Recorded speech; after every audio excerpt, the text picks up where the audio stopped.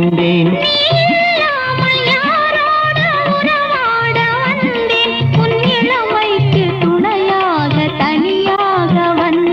நான் மலரோடு தனியாக ஏன் இங்கு நின்றேன்? என் மகாராணி உனை காண ஓடோடி வந்தேன்.